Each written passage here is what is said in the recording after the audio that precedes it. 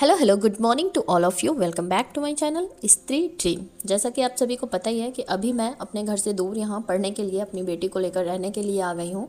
And आप सभी को ये भी पता होगा जिनके बच्चे होंगे कि जब बच्चे को लेकर हम किसी नई जगह पर जाते हैं तो बच्चे को सेटल्ड होने में कम से कम 2-3 दिन का टाइम तो लग ही जाता है। एंड यहाँ पर जहाँ मैंने रूम लिया है ये बिल्कुल मतलब रोड पर है। रोड पर बोले तो मतलब जिस गली में हम लोग रहते हैं वो गली थोड़ा चालू है तो बहुत ज़्यादा शोर शराबा रहता है। एंड फर्स्ट फ्लोर है हमारा, तो सीढ़ियों से भी जब सारे लोग उतरते हैं तो सारी मतलब बहुत ज़्यादा डिस्ट्रैक्ट हो रही हैं। अभी इनको आदत पड़ेगी, 2-3 दिन का टाइम लगेगा। अभी बहुत ज़्यादा परेशान कर रही हैं। आज मेरे स्टडी का सेकंड डे था, कल फर्स्ट डे था और बहुत ज़्यादा ट्राई करने के बाद मैंने 2.5 घंटे की स्टडी करी थी और आज है सेकंड डे। और आज सुबह से मतलब अभी शाम तक जब तक मैं वॉइस ओवर कर रही हूँ तब तक मैंने अभी तक सिर्फ 1.5 घंटे की स्टडी कर पाई है। कल सुबह मैं जल्दी उठ गई थी तो सुबह में भी मैंने थोड़ी पढ़ाई कर ली थी, पर आज सुबह मैं जल्दी नहीं उठ पाई थी। तो आज तो मेरी नींद अच्छे से पूरी हो गई है क्योंकि जगह चेंज होती है तो नींद भी अच्छे से आती रही है। बट आज मैंने अच्छी नींद ली थी। वैसे अभी सब कुछ सेटअप करने में मतलब टाइम मैनेजमेंट करने में 2-3 दिन का टाइम लगेगा, बट अभी भी जितना टाइम मेरे पास मतलब मैं यूटिलाइज़ कर सकती हूँ उतना मैं अपनी पढ़ाई को डिवोट करती हूँ। बट अभी सारवी थोड़ा सा मतलब डिस्टर्ब करती हैं, बट अभी जब धीरे धीरे रहते रहते इनको पता चल जाएगा कि हम लोगों को ही रहना है, मतलब हम दोनों को ही, तो फिर इन्हें भी आदत पड़ जाएगी, तब ये थोड़ा कम डिस्टर्ब करेंगी। पीछे मैंने जो एनसीईआरटी की बुक्स रीड किया था हिस्ट्री वाली 6th क्लास की, तो अभी जो ये सनी सर वाला आप सब में से ही किसी ने मुझे सजेस्ट किया था कि सनी सर की वीडियोस एसएसटी के लिए देख सकते हैं। तो जब मैंने इसे सर्च किया अभी और मैं देख रही हूँ, तो जब मैं बोल रही थी आप सभी को कि वहाँ से मतलब एक बार पढ़ने के बाद सेकंड टाइम क्वेश्चन आंसर करेंगे, तो सारा मतलब ये एनसीईआरटी फिल्टर नाम से इनकी पूरी सीरीज़ ही है, बट सारे क्वेश्चन इसमें अच्छे से मतलब कवर हो जा रहे हैं। मुझे आदत है हमेशा लिख कर पढ़ने की, तो मैं साथ ही साथ नोट्स प्रिपेयर कर ले रही हूँ। अभी मैं एक दिन में 3-3 लेक्चर अटेम्प्ट कर रही हूँ। अभी धीरे धीरे जब मैं और पढ़ना स्टार्ट कर दूँगी मतलब थोड़ा ज़्यादा, तो फिर मैं ज़्यादा लेक्चर अटेंड करने की कोशिश करूँगी। एंड साथ ही साथ मैं नोट्स भी प्रिपेयर कर रही हूँ। एक बार ये सीरीज़ सारी कंप्लीट कर लूँगी, उसके बाद मैं सिर्फ और सिर्फ रिवीजन करूँगी इस सीरीज़ का। मैं टीचिंग एग्ज़ाम को बिल्कुल भी लाइटली नहीं लेती हूँ। हर एग्ज़ाम का अपना एक लेवल होता है। अगर हम लोग ही अगर एमटीएस का भी एग्ज़ाम देंगे ना तो वो भी हम लोगों से बिना पढ़े नहीं निकलने वाला है। लेकिन हर एग्ज़ाम का अपना अलग अलग पैटर्न होता है। कोई एग्ज़ाम में सब्जेक्ट्स ज़्यादा होते हैं, किसी एग्ज़ाम में टाइम की बाउंडेशन होती है। मतलब हर एग्ज़ाम का अपना अलग एक लेवल होता है। टीचिंग वाला जो एग्ज़ाम है वो जैसे मतलब रिसेंटली अभी मैं इस फील्ड से जुड़ी हूँ, तो मुझे ऐसा लगता है कि अब मैं मतलब अभी वही बता रही हूँ ना, रिसेंटली जैसे इस फील्ड से जुड़ी हूँ तो इसी से जुड़कर मैं कुछ मतलब अभी अचीव कर सकती हूँ। मैं यहाँ पर सिर्फ सीटेट के एग्ज़ाम की प्रिपरेशन करने के लिए नहीं आई हूँ। सीटेट का एग्ज़ाम मैंने पिछली बार 1 ही महीने पढ़ा था, अदरवाइज़ इस बार बहुत ज़्यादा टाइम था, मैं घर से भी क्रैक कर सकती थी। बट मैं सीटेट का एग्ज़ाम देने के बाद फिर से घर पर नहीं बैठना चाहती हूँ। मैं चाहती हूँ कि अब एक बार अगर मैं लग रही हूँ पढ़ाई में तो अच्छे से लगकर 1 साल खूब अच्छे से मतलब टाइम अपना डिवोट कर पाऊँ पढ़ाई को। क्योंकि मैंने अपनी लाइफ में ऐसे बहुत सारी लड़कियों को देखा है जो बहुत ज़्यादा पढ़ने में अच्छी होती हैं, बहुत अच्छी उनके पास क्वालिफिकेशन भी होती है, बट वो घर में ही रहकर घर गृहस्थी चूल्हा चौका करके ही अपनी लाइफ बिता देती हैं। ना वो हिम्मत कर पाती हैं अपने घर पे कहने की या फिर घर से ही पढ़ाई करने की, क्योंकि घर के काम बहुत ज़्यादा होते हैं। नो डाउट घर के काम करने के बाद इंसान बहुत ज़्यादा थक जाता है। एक काम नहीं होता, बहुत सारे काम होते हैं और एज ए बहू तो बहुत ही मुश्किल होता है पढ़ाई करना। पर बहुत सारी ऐसी लड़कियाँ हैं जो हिम्मत करके वहाँ पर भी पढ़ती हैं। एंड बहुत सारी मैंने ऐसी लड़कियों को भी देखा है कि वो हिम्मत नहीं कर पाती हैं, ना घर में पढ़ पाती हैं, ना घर से बाहर निकल पाती हैं, एंड अपनी पूरी लाइफ सिर्फ वही लाइफ जीकर बिता देती हैं। मैंने भी एक टाइम ऐसा था कि हार मान ली थी। मुझे भी ऐसा लगा था ना कि अब पढ़ाई लिखाई मुझसे नहीं हो पाएगी, अब मैं अपनी लाइफ में कुछ भी नहीं कर पाऊँगी। लेकिन मेरी ताकत ना मेरे हस्बैंड हैं, वो मुझे हमेशा सपोर्ट करते हैं पढ़ाई को लेकर। एंड मेरे अंदर भी वो जुनून है कि मुझे कुछ करना है अपनी लाइफ में। एंड अब बहुत कुछ फेस करने के बाद मैं यहाँ तक पहुँची हूँ। एंड मैं अपनी टाइम को मतलब मुझे कहाँ डिवोट करना है बहुत अच्छे से जानती हूँ। बच्चे के साथ मैनेज करना थोड़ी सी मतलब प्रॉब्लम हो रही है, बट ये परमानेंट प्रॉब्लम नहीं है। बच्चे को हम जिस तरह से रखेंगे, जिस तरह से ढालेंगे, बच्चे उसी तरह से ढल जाते हैं।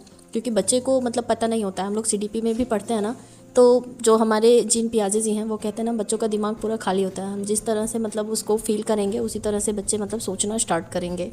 1-2 बार मुझे ऐसे कमेंट आए हैं कि मैं मतलब पढ़ाई किए रहती हूँ, ऐसे मैं अपने बच्चे को टाइम नहीं दे पाऊँगी एंड बच्चे का बचपन फिर से नहीं आएगा।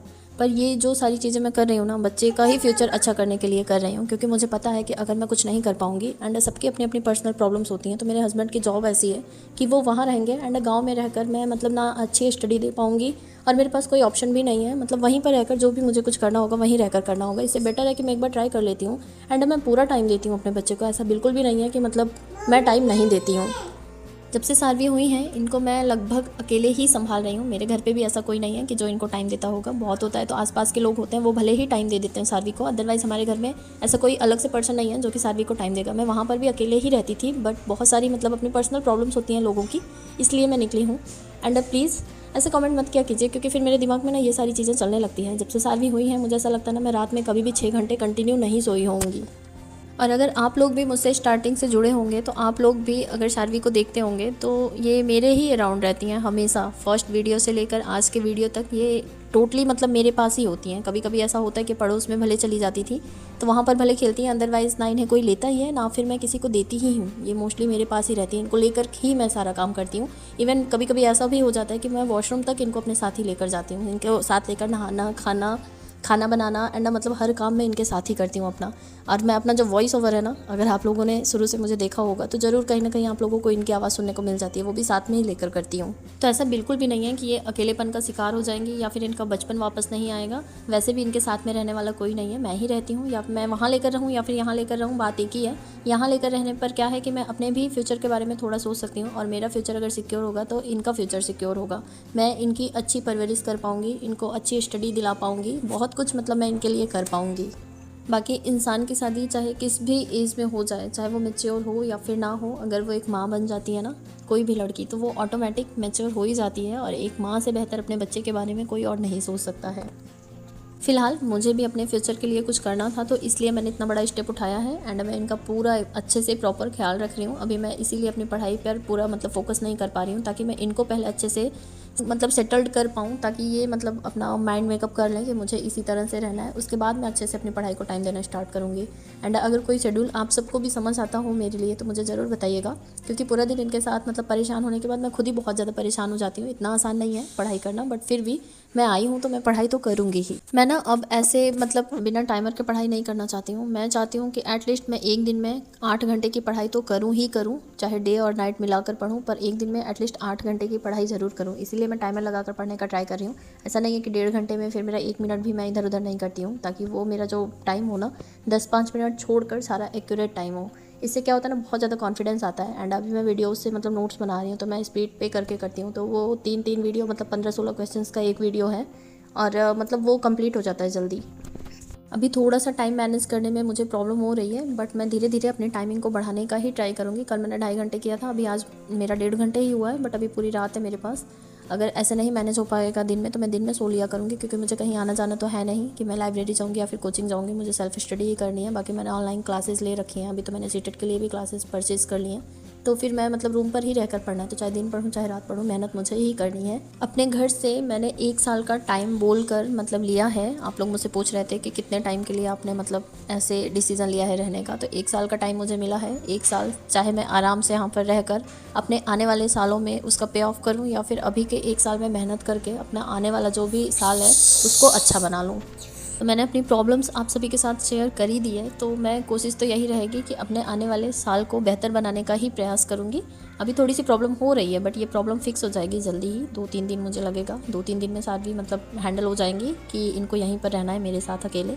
और अभी तो बहुत ज़्यादा जिद करती हैं, कोई भी मतलब हॉर्न वगैरह अगर बज जाता है ना तो जिद करने लगती हैं, बस चलो गाड़ी में बैठो और हमको बाहर जाना है। एंड अभी तो ये रूम में पैक हो गई हैं। जैसे गांव में रहता था तो बाहर निकल जाती थी, एंड सूरत में भी थी तो वहाँ पर भी मतलब बाहर निकल जाती थी शाम के टाइम पर। अब यहाँ पर इन्हें कोई ऑप्शन नहीं है, तो थोड़ा सा हैंडल करने में प्रॉब्लम हो रही है, बट धीरे धीरे फिक्स हो जाएगी प्रॉब्लम।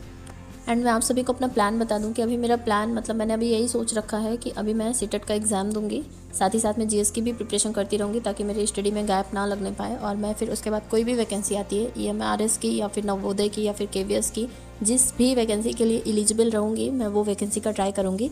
कई लोग ऐसा मतलब कमेंट कर रहे हैं कि सीटेट का एग्ज़ाम इतना बड़ा एग्ज़ाम नहीं है कि सीटेट के एग्ज़ाम के लिए इतना ज़्यादा मतलब मेहनत करी जाए, पर सीटेट का एग्ज़ाम हो या फिर कोई भी एग्ज़ाम हो, सीटेट का एग्ज़ाम क्वालिफाई करना बड़ी बात नहीं है। सीटेट का एग्ज़ाम क्वालिफाई कर लेने के बाद जॉब अचीव करना वो बड़ी बात है। ऐसे बहुत सारे लोग पढ़े हैं पूरे ऑल ओवर इंडिया में कि जिसका सीटेट पता नहीं कितने साल पहले क्वालिफाई हो रखा है, पर आज तक उनकी जॉब नहीं लग पाई है। तो मैं उस भीड़ का हिस्सा नहीं बनना चाहती हूँ कि मैं सिर्फ सीटेट का एग्ज़ाम क्वालिफाई करके अपना सर्टिफिकेट अपनी अलमारी में सेव करके रख दूँ। मैं चाहती हूँ कि मैं एक जॉब अचीव करूँ एंड अपनी लाइफ में कुछ कर पाऊँ। तो आज भी मेरी बहुत ज़्यादा पढ़ाई नहीं हो पाई है, पर मैंने जितना भी पढ़ा है उतना बहुत ही ऑनेस्टी के साथ पढ़ा है। एंड ये ब्लॉग था आप सभी के लिए। अगर कोई सजेशन होगा आप सभी के पास तो मुझे ज़रूर बताइएगा। एंड आज के ब्लॉग को मैं यहीं पर समाप्त करती हूँ। कल फिर मिलती हूँ एक नए ब्लॉग के साथ, कुछ नई बातों के साथ। तब तक के लिए बाय बाय।